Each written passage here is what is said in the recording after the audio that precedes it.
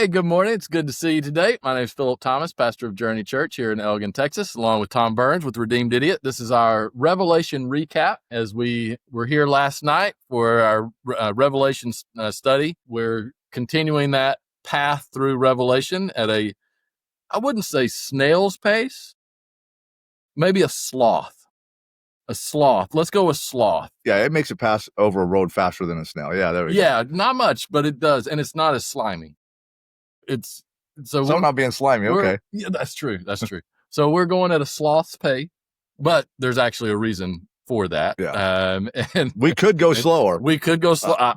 That's right. Which is actually why we do a recap to try to kind of fill in any gaps or anything that didn't come out exactly clear. Because there is a lot of information and it's been taught poorly because you have to, you're using all of Scripture to understand what's happening here, right? And in order to do that, you have to understand culture. You have to understand language of that day, right? So it is hard, but the message itself is actually not hard. That's what's funny about this. No, it's not. We've made Revelation out as something really hard to understand.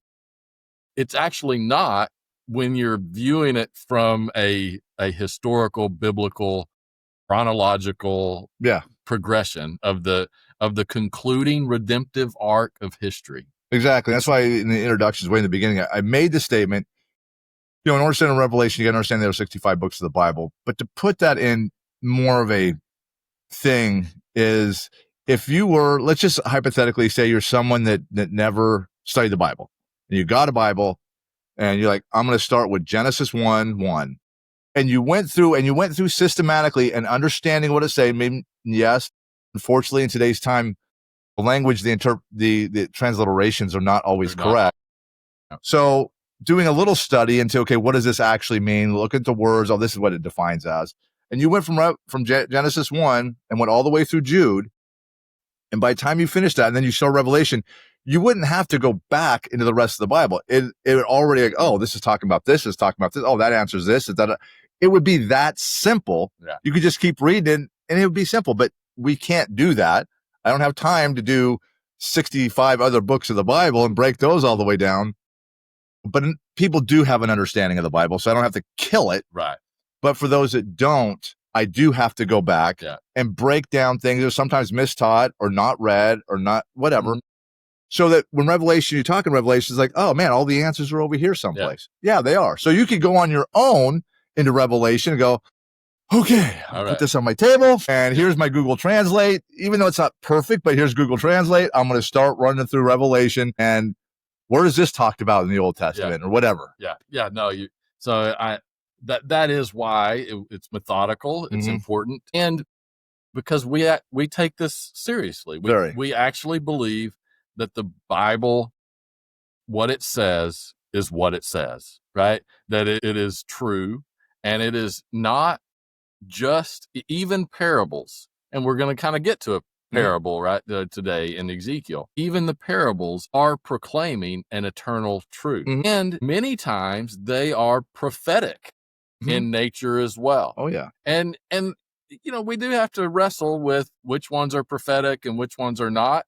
Usually it's pretty clear whenever they're talking about kind of future stuff. You're like, well, that's probably, there's a prophetic nature to that. Well, sometimes cool about parables is especially when Christ is talking, the parable can be referencing something of that time, but it also is prophetic to something that's going to come later. It's like almost like two elements to it. Yes. And that's another thing to recognize. Don't just try to see it for that moment. See it, and this is where understanding Revelation, you go, oh, hold on, this has to do with Revelation. Yeah. When I'm reading Revelation, that's that parable. Yeah. No, like the bridegroom or the wedding feast. Jesus' parable. Yep. We're not going to go into that, but that's what it's that's what it's alluding to, right? So we're looking in Daniel right now. So we're not even hitting Revelation at this point. Why? I mean, I know most people, if you know anything about your, kind of apocalyptic, literature in the Bible, Daniel has always been connected. But why is it important? Last week we were in Daniel 2, Last night we were in Daniel 7. One, why is that so important to make sure we understand what Daniel was saying? By the way, about 500 years ballpark before, well, probably closer to 600 years before Revelation, before John's revelation. Yeah, it actually starts about 700 years before, because 605 is when Nebuchadnezzar came into reign. So this would have been before Nebuchadnezzar. So yeah, so you're close to 700 years before. So, but why is it important to just focus one whole session just on Daniel 7? It's two phases, two reasons. Number one, and you follow till next week when I go into another chapter in Daniel. All these elements help understand the things we're talking about right now in Revelation, so you can start seeing it build. And this is why I'm dropping a lot of maps and putting a lot of things out, so we start getting a visual of what's to come. And this second part to that is these are specifically talking about, because it's always about the last beast, whatever, is the second half of the tribulation. So if we can get that part understood, so we hit that, it just completely flows and makes sense. But as we're in the first part of the tribulation, you can see the things that are happening that are building to that through these prophecies. So that's why I started it now. I actually was going to start it right after, actually halfway through the first Revelation 6, verse 1. I was going to say a little bit on 1 and then go into this. So we start breaking down each one of the things. You start seeing, oh, this all makes sense to where everything is going. But somebody had a question about the oil and the wine. Like, okay, we're going to go ahead and go to the first 5 seals, break that out. But that's where this has come from. It's got two phases. Understand the setup to what is going to happen. And that's the recognition that we've talked about. This isn't some supernatural stuff that's happening. It's what man is doing to man. And of course, influenced spiritually by Satan and everything else, is causing what's going to happen to lead up to what it is. Then you can actually see it like, oh, well, that makes perfect sense. It's like, this is the natural, the bowling pins are just, the dominoes are falling. And now, so Daniel chapter 7, you mentioned the 4 horses. So let's just real quick, the 4 horses are all happening in the first part of the tribulation. That is the beginning of the rise of the Antichrist. He will not be recognized as the Antichrist at that point, but he is rising. He's bringing peace at first, or kind of conquering, and then you have going to what's the next one? Red. Then it brings war starts, and then the impacts of war, which are famine and the economy, all that kind of stuff, and then the pale green horse, where the famine goes, hunger goes to famine, and then the wild beasts, which are a savage people, I'll say they're terrorist organizations, begin to be unleashed, right? So all of that is happening in the first part of the tribulation. Yeah, and we just punched into it. Right. We're only 11 verses in. So it's going to continue to expound. Yeah, it's going to, you can say it's going to keep getting worse. We're going to just see it in a fuller, it's going to become fuller, and it's going to expand, and more people are going to get involved, I guess is what you can say. So Daniel chapter 7, knowing that timeline of what that we've mainly only talked about in Revelation, we've only talked about the beginning part of the tribulation, right? So this Daniel chapter 7, it's actually a prophecy going beyond that. And would you say that most of the focus on Daniel 7 is actually geared towards the second half of the tribulation? Yes. Okay. All right. I think that's just important to understand. So as we're talking about this, we do know we haven't connected, we haven't got into the Revelation part where it's talking about this second half, but it's important as we're moving that direction. It's important to know the foundation of that. That's perfect. Yeah. That this was prophesied 700 years before, right? And so yeah, Daniel 7, it's jumping ahead a little bit, but it's important to understand. So when we talk about the horns and stuff like that, those are going to be fleshed out even more in Revelation. But we need that foundation so that when we get there, we're not like, what? Where the hell did these horns come from? Right, what is this? So let's look a little bit at Daniel chapter 7. And it's talking about Daniel. This is quite a bit later than his first dream that we talked about last week, right? That was the dream with the statue Nebuchadnezzar. Yeah. It's about 52 years later. Okay. Yeah. Because he's older and it's a different king. Yep. Different king. And he has a vision himself. So Daniel has this vision, and basically it has 4 beasts. So what do those 4 beasts? What's the connection, and what's the connection with this dream to the previous dream? Okay, so the 4 beasts, the first one that talked about is the Babylonian Empire, which is the gold head of Nebuchadnezzar. The next one is the silver aspect of the statue, which is the Medo-Persian Empire. And then the third vision that comes up, the third beast that comes up, I got hiccups, is the bronze part of that statue we've seen. So that's the third one. That is the Grecian Empire. And then now the fourth beast it's talking about is not the Roman Empire. It's talking about what would actually now we're talking about would be the feet that were mixed iron and clay. Right, yeah. Yeah. So let's just make these connections real quick. So we have the top one, which is the gold. And it says the first was like a lion and had eagle's wings, right? So that's the indication that it's talking about the Babylonian Empire. Correct. So why is that? First, the lion. What's the connection there? The lion. And these are the things we went down deep last night. But the lion represents Babylon, the Babylonian Empire. And so much so that Nebuchadnezzar actually had a lion statue made, which still stands today in Babylon. And the photos to what we would kind of study about last week, it's right next to where everything's being rebuilt. But the lion still stands, and it's actually standing over a man. And it has. Yeah, and that's what Babylon was known for. So the lion represents Babylon in terms of this ferocious beast, essentially, and conquering and killing men. Well, that makes sense in all the sense in the world. So that's where that's where the lion comes from. Yes, and then the next are the eagle's wings, and that's connected directly with Nebuchadnezzar himself. Now, and we looked at Ezekiel chapter 17, verses 11 through 15 or 11 through 17, something. Now, one thing that I just wanted to clarify, those verses, they did not mention eagle's wings. However, the passage itself does. So, going back to the verse 3, Ezekiel 17, it says, "Thus says the Lord God, a great eagle with great wings and long pinions, Rich, came and took the top of the cedar. He broke off. Right.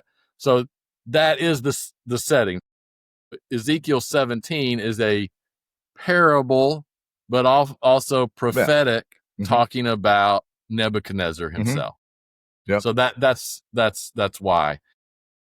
What is it telling us about Nebuchadnezzar there in Ezekiel? So again, it's prophecy, and to put it in short, is you had Josiah was the king, the Israelite king, the Jewish king, and he lost to Pharaoh Necho in 608, I think it is BC, and he was killed, and actually in the Valley of Armageddon, in Armageddon Valley, which is, but anyways, so he's killed there. His nephew Jehoiakim, I know I probably screw these names up, but his nephew Jehoiakim became the next king. He's a successor, and he had that reign for 3 years until Nebuchadnezzar came in and put him down and appointed Zedekiah, because he made a covenant or a pact with him. We're going to get along. He created a puppet king. Exactly. He made a puppet king. Israel. Exactly.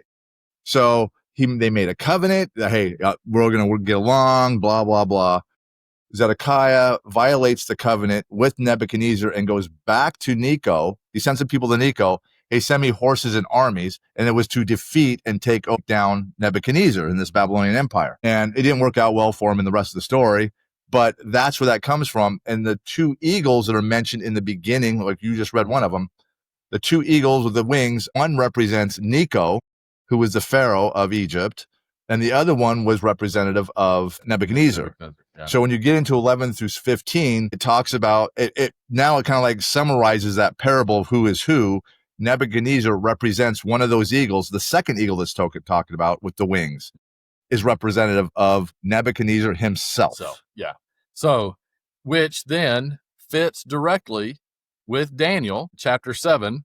So that first beast, which again is the first empire, you will, which is represented by the gold, right, is Babylon under Nebuchadnezzar.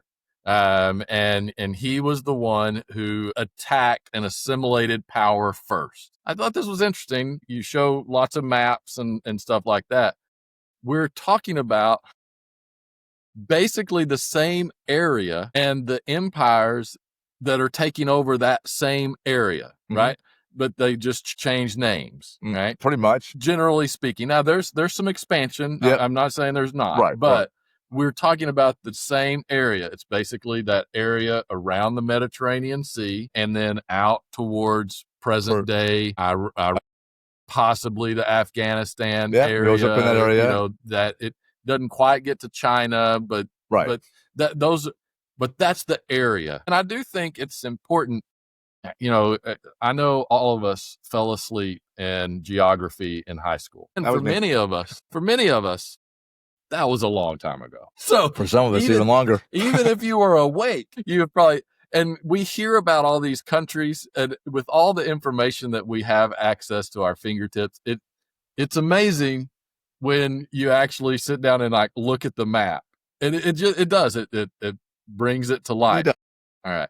So that's what we're talking about, which again, all of this would make sense. We're talking about this general area where what people group that has a really prominent place in all of Scripture is located? The Middle East, for the most part. That's the people who God called is Israel. Oh, you're talking about, okay. Right there in the Middle East and all around it. Their neighbors. Their neighbors were talked about. All of these places were talked. Where did Abraham come from? Essentially, Iraq, Iran area. Was it America? Dang it. No, he did not. He was not the first one who crossed the sea, right? But Abraham, Christopher, they don't even sound alike. No, they don't. So he actually was in the Iraq, Iran area, made the trek to Israel, and this tiny little strip, right, has now been the focus of much of world history from especially from the years, about 1000 BC to the time of Christ. And even you could say the Roman Empire, because the Roman Empire then engulfed that area. That area has been the center of history. And you just get a good picture of that. That's a rabbit hole, but it's important because it's important to understand what we're talking about. These empires, what they are doing, they're conquering the same general area. So you have the Babylonians who are in charge. Then Daniel 7, you get to let's see, the 4 beasts came up out of the sea. Verse 5. Yeah, there we are. And behold, another beast. There it is. A second one, like a bear, right? It was raised up on one side. It had 3 ribs in its mouth between its teeth, and it was told to arrive, devour much flesh. And so this would make sense. What kingdom is coming next, right? So what kingdom is the bear referring to? That's the silver of the statue, and that's the Medo-Persian Empire. Okay. But it starts out as the Persian. Yes. And then it turns into the Medo-Persian Empire. And the bear context to this, and to understand is who they were a very massive army. And I talked about last night a little bit. If you were to go watch the movie 300, and you have the Spartans, 300 of them against it, people say 2.5 million Persians showed up. It was not 2.5 million. It was about 200 to 300,000. But still, it's a 1 to 1,000 ratio. Right, yeah. If I showed up on a battlefield with what I do with that number, I'm like, Lord, I'm coming home. Or that's a tactical retreat. Or that's just running, screaming. Right. No, I'm not doing this. Yeah, exactly. But the movie shows us, and that's how Persia and Medo-Persia, but Persia would actually attack. Just this massive front, like a bear. I mean, they just run you over. Yeah, they just run you. Of course, they had tactics to it, but I mean, they were just like a massive army, a full wave of people just come at you. You could not stop it, like a bear running at you. Yeah. You're not going to stop this thing. Even if you shoot a bear a lot of times, they're still coming at you. That's right. Yeah, but that's going down. It doesn't really matter. Yeah. So yeah, that it's talking about the Persian Empire, the Medo-Persian Empire. There's the second one. Is this massive, huge, strong, vicious, crazy army. And so how does that connect in history with having the 3 ribs in the mouth? How does that connect in history with what Persia did? So you have, it mentions the bear is on its side, and then it has 3 ribs in its mouth. So rib number 1 is Media, which is Medo. So Cyrus, the king at the time, says, hey, I'm going to go take this country, go take the Medes. Now the Medes, their country was massively more expansive, all the way, actually it went next to over by India, all of what we know today as Iran, across the northern part of nearly Turkey. Yeah. It went through Turkey. Yeah, it went through Turkey. So it was a huge empire. And when you look at it on a map, Persia was just a little itty bitty thing down here, but Cyrus had a massive army, and they were just they were animals. Yeah. The Medes weren't that aggressive per se, but he just went in there, took the Medes, and that was actually that would be kind of like a northwest Iran of what we would know today is where the Medes, like their capital, their main city was. So he took them, rib number 1, and then he formed an alliance with them. They still were their own kingdom, but they worked together. Cyrus was still the boss. Yeah. And we'll see a little bit in the next thing we read. And then from there, they took over the Lydia, which is over very east part past Turkey. Past Turkey, yeah. And then they took over the Babylonian Empire. So rib 1, Media, rib 2, Lydia, rib 3 is the the Babylonian Empire. And it tells them to stand up and devour much flesh. Now, I will put the caveat in here. Some say that the 3rd rib would be Egypt. And then it arises and takes over the Babylonian. No. Right? Egypt was last. Right. Yeah. Okay. So Egypt was last, but they say that because it is talking about the Medo-Persian Empire, but before it was the Medo-Persian Empire, it was the Persian Empire that stood up, the bear laying over. It wasn't standing up yet, and took that and took the other 2, and now stand up and devour much flesh. Now, that is all the ones that King Cyrus took over, which is what would match this.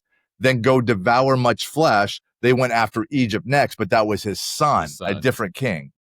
Now, so there's a discrepancy. Some people say, no, it was actually the Medo-Persians took out these 3, including Egypt. Yeah. Okay, I mean, whatever. Yeah. Whatever. I believe the scripture is actually talking in the order I said it, just because it talks about it laying over. Because once it was the Medo-Persian Empire, it was standing up because it took everything else. So it's the 3 ribs are either Media, Babylon, and Lydia, or the 3 ribs are because of the Medo-Persian Empire, Lydia, Babylon, and Egypt. Yeah. But either way, it's this empire in history that this is happening. And by the way, this is being told before it's happened. Right. Right. So, because Babylon is still in charge right now. Daniel is in Babylon. We're only about 50, 52, 54, something like years like that in. And as Jeremiah said, it's going to be 70 years there will be exiled. So they still have 16 more years, almost 20 more years before the Persia Empire, Medo-Persian Empire takes over. So this is definitely prophetic. Yes, definitely. So so now we've been able to identify through history, through prophecy, the gold, the silver. Now we're at the bronze. We're kind of at the kilt area, right, of the statue from last week. It says, after this, I looked and behold another like a leopard, with 4 wings of a bird on its back, and the beast had 4 heads, and dominion was given to it. Okay, so you have Persia that begins to just envelop this whole area to the point of even going all the way up into Greece, right? Well, what's the next kingdom that rises up to take this area? That's the Grecian Empire that was formed under Alexander the Great.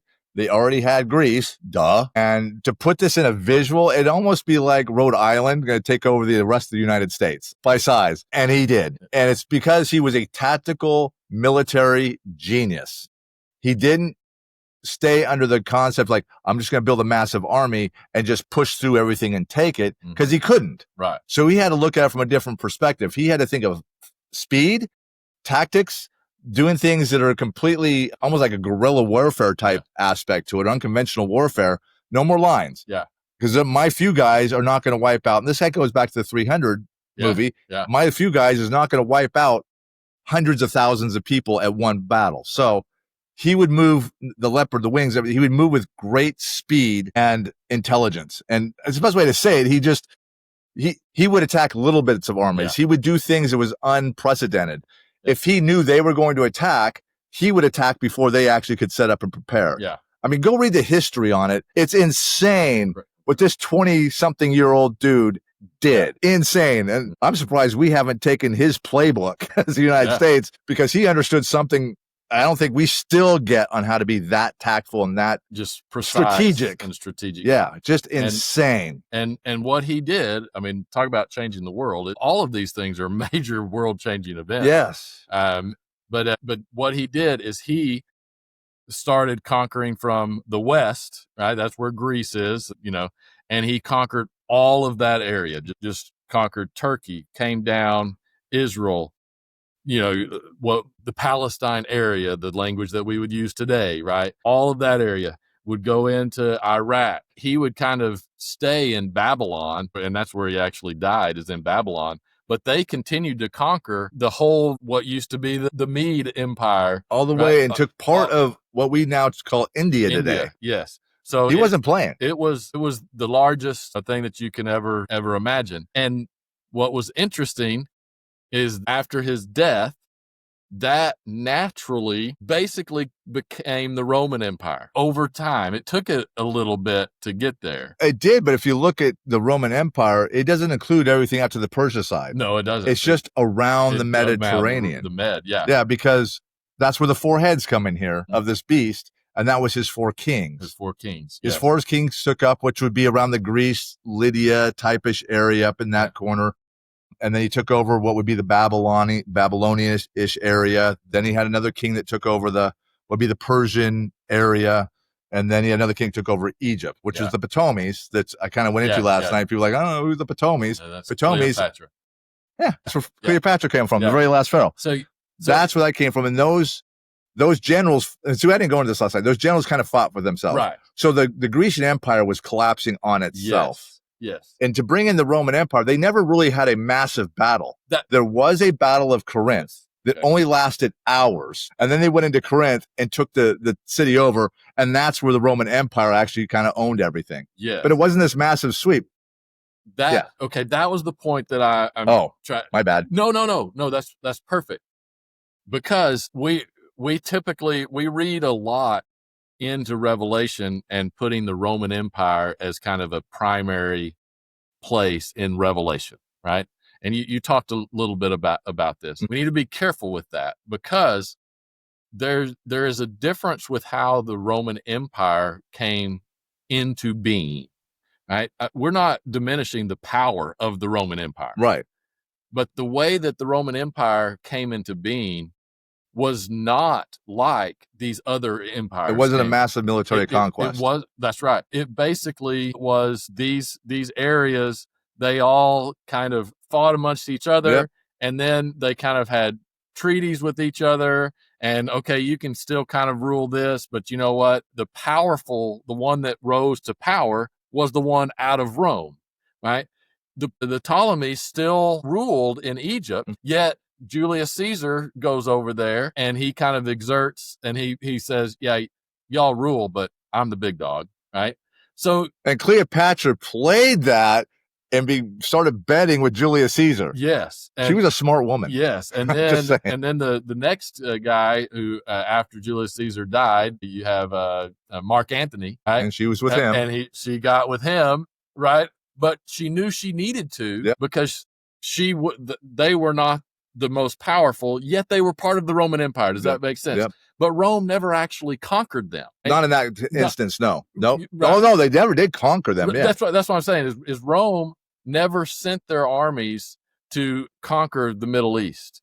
That was the result of Alexander the Great, his four generals, and then it devolving and then rising again as the Roman Empire. Yep. So it was very different. I do think that's an important. It is. And so if you go back and go study it, the fall of the Grecian Empire really came down to social and economic issues. Yeah. Because you had 4 different generals, had 4 different sides. They fought with each other, but it was really a social economic collapse. Yeah. Not so. That's where it boils down to. Yeah. So and again, we're talking. This is playing out over hundreds of years. Mm-hmm. I can't remember Alexander the Great's in the 300s or something like that. My brain to work, but so that was from the end of that. Yeah, somewhere in that. Okay, ballpark. But what I look at so many dates and places and times in history. Yeah, and so you have the Roman Empire that's first a republic, right? And then you have the Senate and all of that stuff. It's not until the last century of BC that Julius Caesar joins, right? Yep. And then that starts what we think of as the Roman Empire is usually the one ruled by the Caesars. Right. So if you put that, if you want to, that's actually a really good, almost like a starting point, I guess you'd say. So if you understand that Julius Caesar, his power, and that him and Cleopatra were shacking up together, she died or was killed. I can't remember, it was like 35 or 40 BC. So it's 35, 40 years, 35, whatever years before Christ. Yeah. So this is that time and when that was actually starting to stand up. Yeah. So you're right. And so then we get to the 4th beast. The reason why this is important is because you would think logically, okay, we've talked about these 3 different beasts. It's very obvious which kingdoms conquered that area, right? Well, the 4th beast, it's like, okay, well, what's that next kingdom? We have typically interpreted that as, well, it's the Roman Empire that they have conquered. Now, the Roman Empire is represented by the legs, right? It was a thing. We know it was. We know it was. However, this is what Daniel, after this, I saw the night visions, behold, a 4th beast, terrifying, dreadful, and exceedingly strong. It had great iron teeth. It devoured and broke in pieces and stamped what was left with its feet. Like, that's kind of interesting. So, yep. You know, and here's the key. It was different from all the beasts that were before it.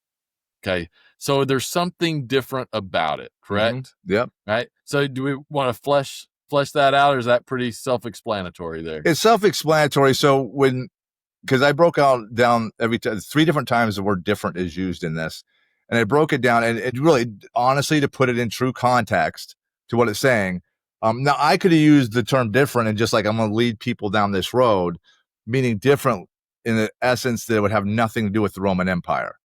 But in each time it's used, except for the last time, but in each time it's used to the ones that's being talked about or were talked about previously, which would be the gold and the silver and the bronze. So I don't want to misrepresent and misteach because I don't need to do that because the Bible is going to explain it. But the last time, and I didn't go into this because I didn't have to take a long explanation, but the last time that the word different is used in the scripture, the word is kol, and it means the all of everything. Now, the other ones, it still means all of everything of what's in context. So the ones before, the ones of that time. The last one, when it's talking about the last beast, which is I'm going to say it right now, that is in the Antichrist beast in the last half of the trib, the way it's worded into all kingdoms, or however it said, every kingdom, is talking about every kingdom ever. Okay. In a completion. Yeah. That would mean the kingdoms that are then, and the ones before. It is different than every other kingdom there was. I didn't go down that road because it would take a lot more explanation. I'm doing a quick thing. Yeah. And somebody could still come back and go, well, hold on. It could just mean different than the ones at that exact moment. That's where you need the rest of the context through Daniel. And here's the thing. The closing out of this is going to be next week. That's going to summarize and even make everything more clear. So I decided, you know what, I'm not going to break this piece down right now because you could still discrepantly go back and forth. And I didn't want to make people believe me just because I said, hey, the word is different, so it has to mean this. That is false teaching. That is just making people believe what I want them to believe. Yeah. No, I want them to believe what this says because it's going to answer all those questions. Right. So, yeah. So, and one of the ways that this is different is you have these horns, right? Yep. So you have these 10 horns, but then you actually have 11, right? So a little one comes up. Now, because I know we're gonna really get deeper into the horns later. Oh yeah, obviously, right? But what are the horns appear to be representing? The horns represent kings. Okay, so which means they represent countries, right? So, I think that's very kingdoms. Yes. But you have to be careful of the word kingdom, I think, in context, because a horn, there could be a beast can be a massive kingdom with multiple little kingdoms or kings that rule within it. That makes sense? Yeah.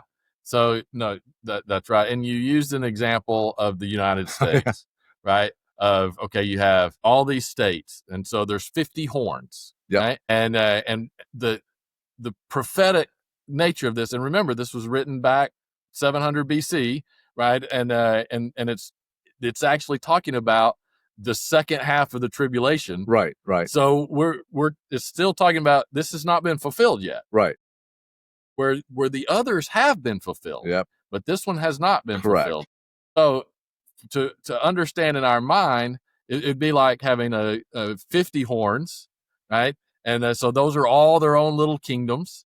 But then there's going to be one that is different than all the rest that's going to rise up. So it's kind of like but similar. So it's like the U.S. Virgin Islands, or Puerto Rico. You could even nearly, but the U.S. Virgin Islands is actually directly connected with the U.S. They are citizens, but they're called the U.S. Virgin Islands. That's why I use that one as an example. It's a good example. So that's the little horn. So imagine if all of a sudden you read in the paper, somebody from the U.S. Virgin Islands is now running the show, right?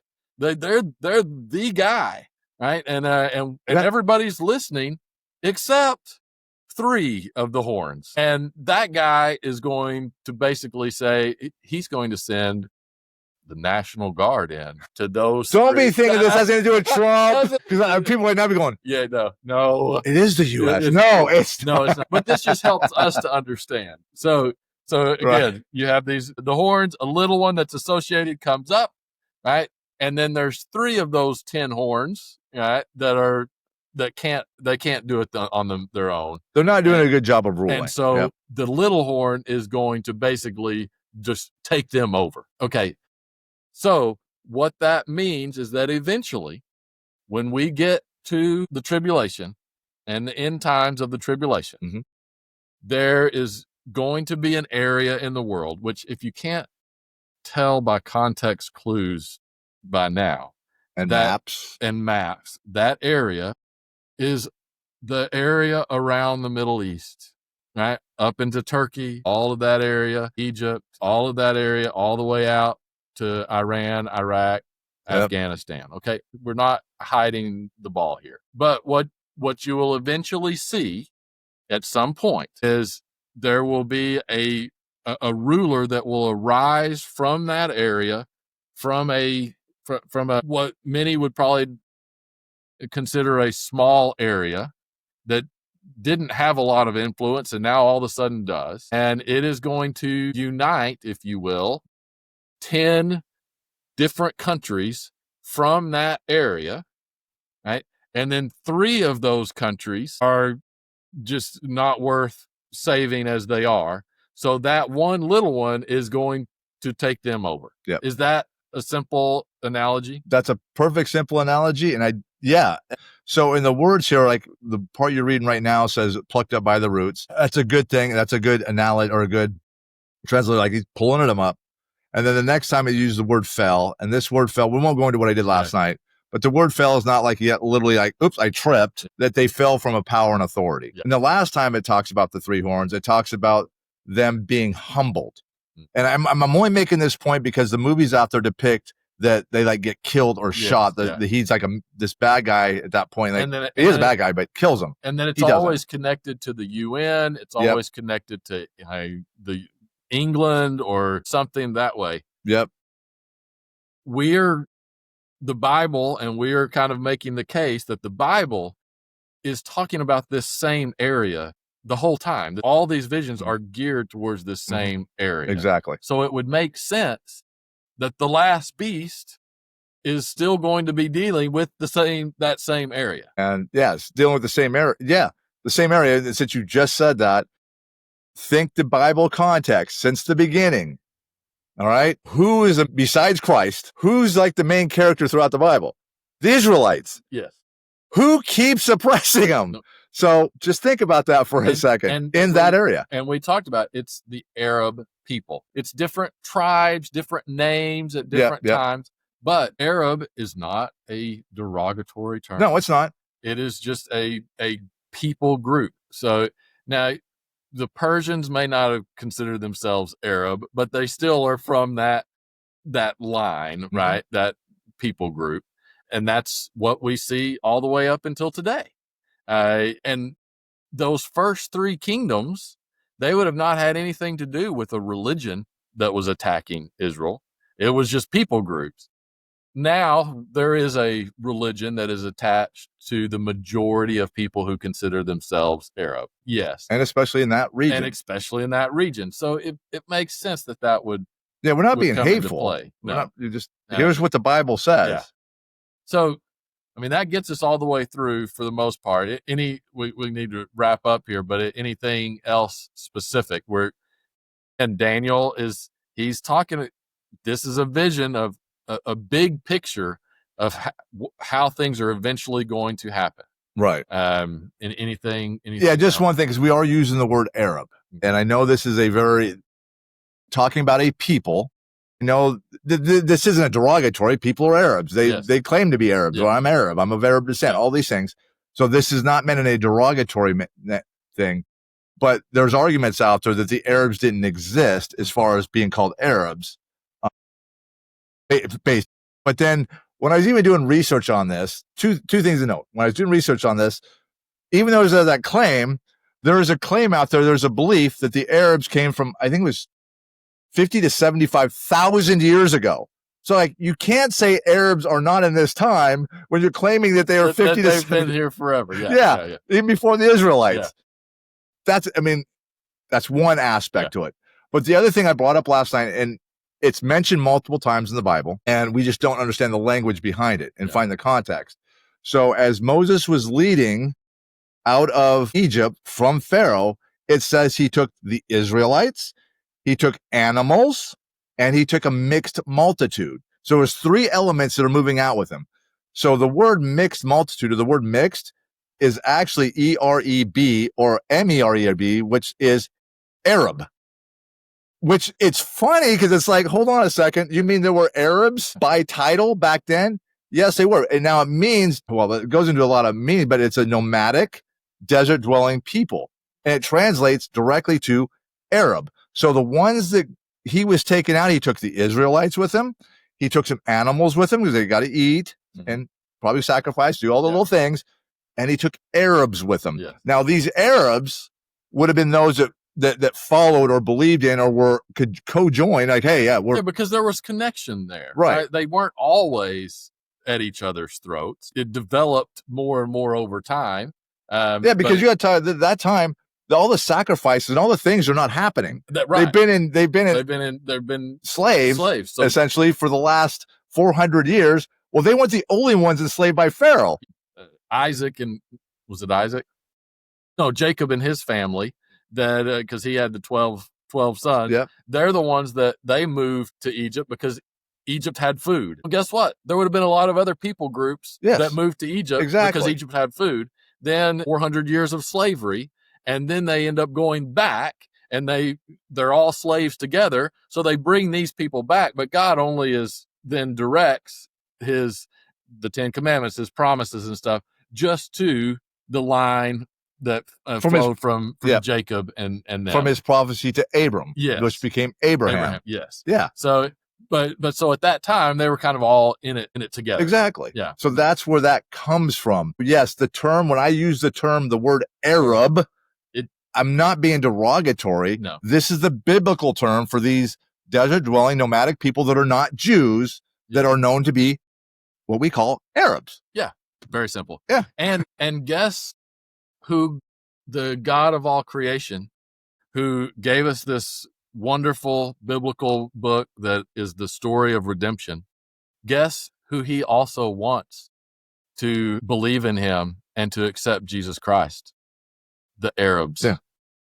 Hence why when we read Daniel, and in this chapter here, 7 as well, is written in Aramaic specifically to the Arabs. They can understand. He wants them to believe of course he does. How God has used this people group of the Israelites and how he's used the Jews as an example of God's relationship with people, which included Arabs. Jesus died on the cross for Arabs. He desires for them to come to a saving knowledge in him. And so this is in no way a cultural bash on anybody. No, it's not. And I think what we're doing, and the point behind it that you just said we're doing, is recognize this is an Aramaic. It's speaking to Arabs. Is our passion behind what you just said is hopefully other Arabs, people that are of that culture, can recognize, go, whoa. Yeah. But yes, I want you to hear this message too. Yes. This has to do with you. Mm-hmm. You know, I mean, it's a positive thing. Believe in a true Almighty Christ, God. The God himself. That's right. So that's going to wrap us up. Again, this is just important. It's important to recognize this full redemptive story of God. Right. And it is incredible.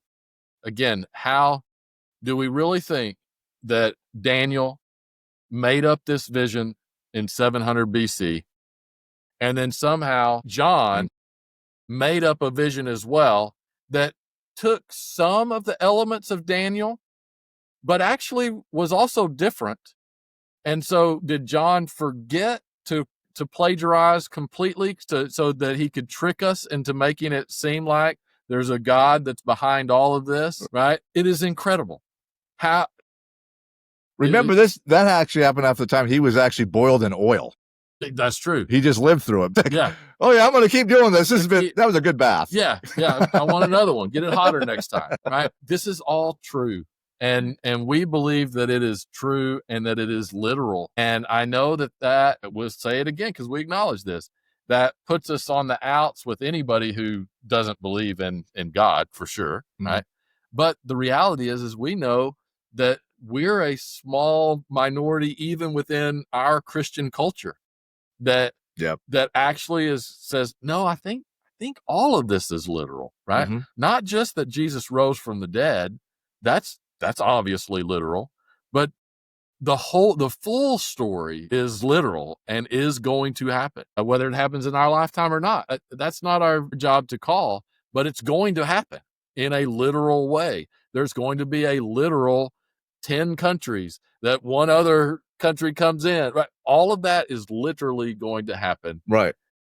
From our perspective. So that's why we're going through this. Yes. And the last time was one good question is like, it was asked, like, why didn't he just name the countries that they are? Yeah. If it's today, that's a super good question. Yeah. But to the point back then, if take the Medo-Persian, if it would have said Iran, they'd be like, who the hell is Iran? What is that? Yeah. What is Iran? So it has to be where they understand it. Yeah. And that's why we're mapping everything. Yeah. So you go, oh, now it makes sense. But you couldn't name all the little countries. Yeah. And everything that we know today. Yeah, I mean, because they'd be like, oh, I got to worry about it. There's not even an Iran that exists, so I'm not even going to worry about this. Surely, all he would have to say is, it's Iran, that's connected with that Aryan group and stuff that Hitler, they would have, of course, known all of that. Yeah. Oh, yeah, exactly. Right? Yeah. So, it's just ridiculous that they didn't use that. No, of course, because you're talking about things that are literally 2,600 years in the future. But it's awesome. We're going to keep plowing through. Hope you continue to join us Wednesday nights at 6:30. You can always watch on Redeemed Idiot YouTube page, Facebook, in our Journey Elgin Church app. You can watch the originals on Wednesday nights and then the recaps that we do the day or two after. Thank you so much for joining us. We'll see you next week. See ya.